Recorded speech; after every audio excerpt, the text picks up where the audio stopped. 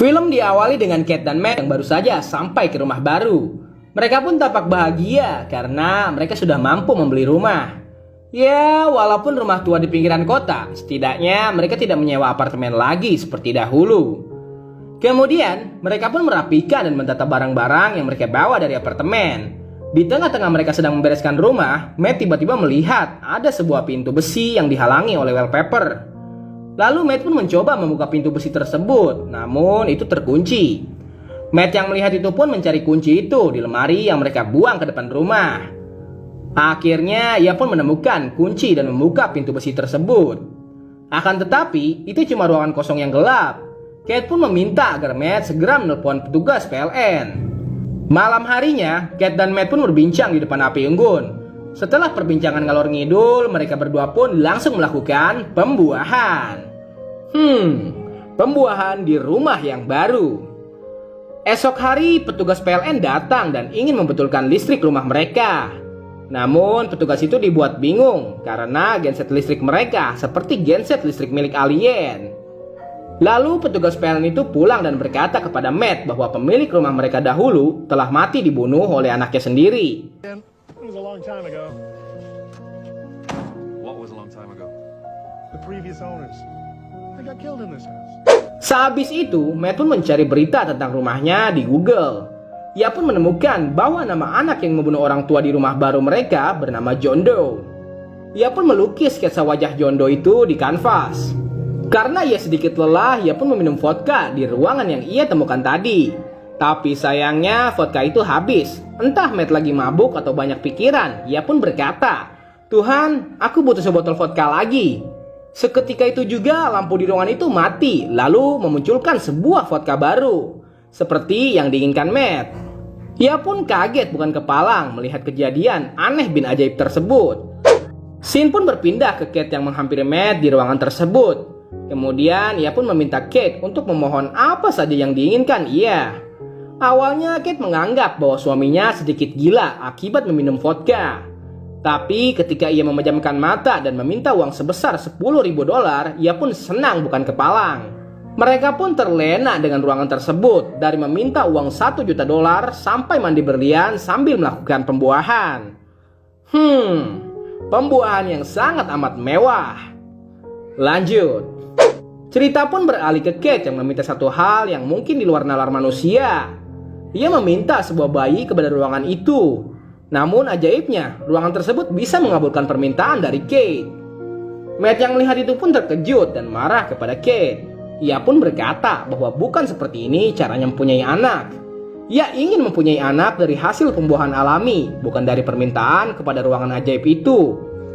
Kemudian, Matt pun menyuruh agar Kate menghilangkan bayi itu di ruangan ajaib. Akan tetapi, Kate tidak kuasa melihat tangis dari bayi yang tidak berdosa. Matt pun mengambilnya dan ingin menghilangkan bayi tersebut. Namun, ia juga tidak tega melakukan hal itu. Keesokan hari, Matt pun pergi ke rumah sakit jiwa, di mana itu adalah tempat John Doe dikurung selama puluhan tahun.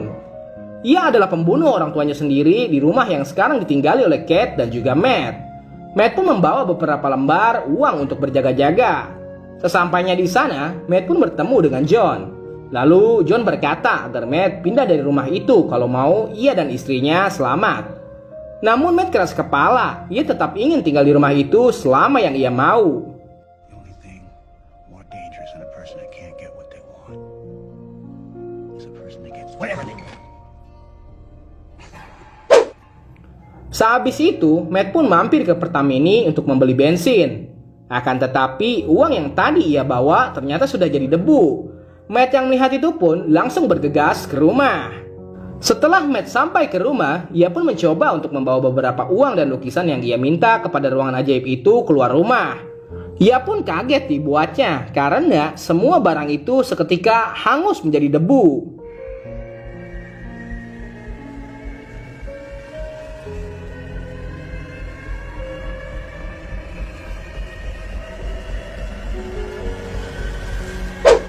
Lalu Kate pun berkata apa yang dilakukan Matt. Ia pun meminta Kate agar jangan membawa bayinya yang bernama Shane untuk tidak dibawa keluar rumah. Namun Kate tetap keras kepala. Mendadak, Shane yang masih bayi itu langsung tumbuh menjadi anak umur 7 tahun. Kate yang melihat kejadian itu pun hanya bisa menangis, sementara Matt hanya terpaku membisu.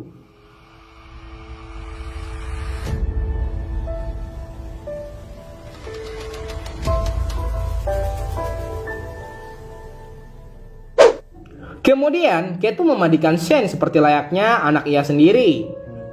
Cerita pun beralih ke Shane yang semakin lama semakin ingin tahu kenapa ia tidak boleh keluar rumah oleh Kate. Sampai suatu ketika, Shane nekat untuk mengeluarkan tangannya keluar pintu. Akan tetapi, Kate menyadarinya dan langsung mengunci dan memblokade semua pintu dan jendela.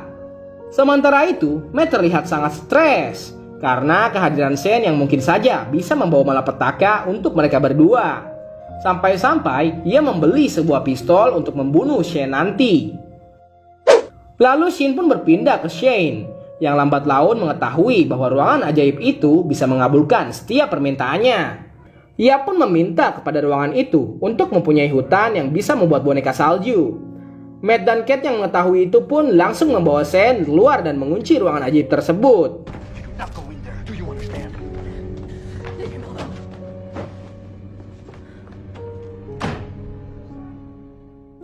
Sehabis itu, Kate pun memarahi Matt. Ia meminta agar Matt jangan melarang-larang Shane. Lalu Matt pun berkata bahwa Shane sangat berbahaya karena ia bisa meminta apa saja yang bisa membahayakan mereka.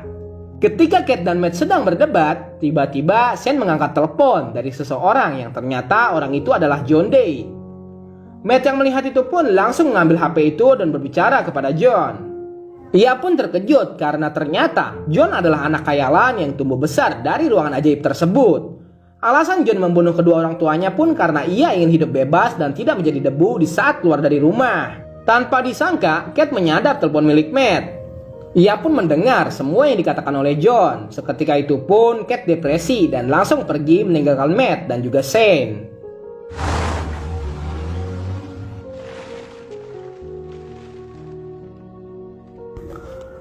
Kemudian, Matt pun terlihat sangat amat depresi. Ia juga merobek semua hasil lukisan abstraknya yang ia buat di kamar. Lalu, Shane mendadak menghampiri Matt dan meminta makan kepada ia. Setelah itu, Shane pun berkata kepada Matt kenapa ia membenci dirinya. Ia juga bertanya apa alasan ia tidak boleh keluar rumah. Matt yang mendengar itu pun kesal. Ia berkata bahwa Shane hanyalah anak khayalan dari ruangan ajaib. Kejujuran Matt pun membuat Shane menjadi sedih. Lalu Matt pun meminta maaf dan menidurkan Shane. I'm really sorry.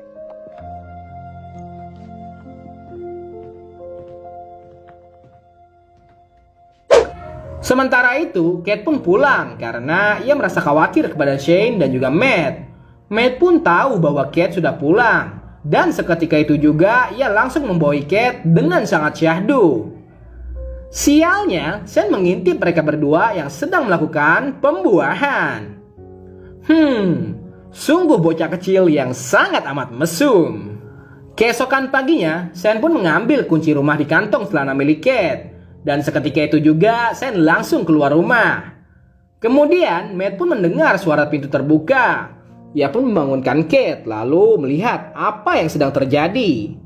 Mereka berdua pun dibuat kaget karena melihat Shane yang sudah beranjak remaja. Shane pun berkata kepada Kate bahwa sekarang ia sudah dewasa. Sepertinya Shane ingin sekali merasakan apa yang Matt dan Kate lakukan malam hari tadi. Seketika itu juga, Shane langsung menodongkan senjata kepada Matt. Akan tetapi, Matt pun langsung menghajar Shane dan membuat Kate terpental dan jadi tidak sadarkan diri. Shane pun berpindah ke Kate yang baru tersadar. Ia pun bertanya kepada Matt kemana perginya Shane. Matt pun berkata bahwa Shane sudah mati tertembak oleh ia. Tanpa diduga dan tanpa dikira, ternyata yang sedang bersama Kate itu adalah Shane. Jadi, karena si Shane ini anak dari ruangan ajaib, ia pun meminta kepada ruangan ajaib itu untuk berubah wujud menjadi Matt. Ya, mungkin karena dia ingin merasakan bagaimana melakukan pembuahan dengan ibunya sendiri. Kemudian, Matt yang asli pun tersadar. Ia pun mengetahui bahwa Kate telah dibawa oleh Shane ke dalam ruangan ajaib tersebut. Matt pun berusaha untuk masuk ke dalam ruangan ajaib itu melalui tembok yang dilapisi oleh kabel. Sementara itu, Kate pun menyadari bahwa yang sedang bersamanya bukan Matt yang asli, melainkan Shane. Hal itu pun ia sadari karena cara Matt makan sama seperti anak kecil. Lalu, gerak-gerik Shane pun seperti memberi sinyal ingin melakukan pembuahan. Akan tetapi, Kate menolaknya dan pergi bersembunyi. Tapi sayangnya, Shane menemukan Kate dan seketika itu juga ia langsung membuahi Kate. Sungguh anak yang sangat amat sial dan kealan. Matt yang asli pun akhirnya berhasil memasuki ruangan ajaib itu. Ia pun terkejut melihat ruangan itu berubah menjadi seperti rumah ia. Lalu, ia pun mencoba memasuki rumah yang dikunci oleh Shane. Setelah itu, Kate pun dibuat bingung karena melihat dua wujud Matt yang berhadapan di depan ia. Beruntungnya, Matt memberikan sebuah kode kepada Kate, tapi sayangnya ia ditarik oleh Shane. Namun, Kate pun mendorong Shane ke tangga sampai ia tak sadarkan diri. Melihat kesempatan emas itu, mereka berdua pun langsung mencoba keluar dari ruangan ajaib tersebut. Ketika mereka berhasil sampai di depan pintu, tiba-tiba Shane ada di belakang. Seketika itu juga, Shane langsung menubruk Matt sampai mereka terpental. Lalu, Shane pun menyadari bahwa ia berada di luar rumah. Shane pun mencoba masuk ke dalam rumah, akan tetapi Kate mengunci pintu rumah itu dari dalam. Karena hal itu pun, Shane perlahan menua dan langsung menjadi debu.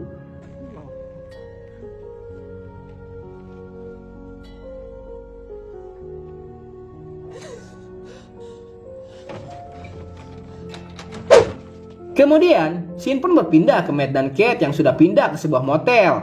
Akan tetapi, ketika Matt ingin masuk ke kamar motel, Kate pun tidak membuka pintunya. Dan ternyata, Kate telah hamil karena dibuahi oleh Shane pada waktu itu. Seketika itu juga, filmnya habis.